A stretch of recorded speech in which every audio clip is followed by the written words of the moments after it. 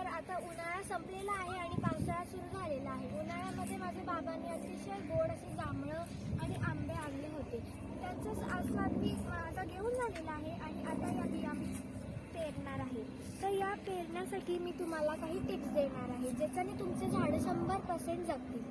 पहिली, आपल्याला या बिया आहेत तर काटेरी झाडाच्या मुळाशी लावायचं आहे.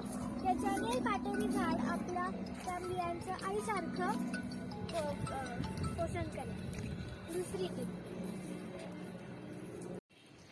टीप, या झाडांच्या मुळाशी रायझोबियम बॅक्टेरिया असतो, त्याच्यामुळे आपल्याला या झाडांना खतं किंवा पाणी द्यायची काही गरज नसते. तिसरी टीप, जरी बाहेरचं तापमान 47 डिग्री असलं तरी या मुळांचं तापमान 20 डिग्री असतं. चौथी टीप, काटेरी झाडांमुळे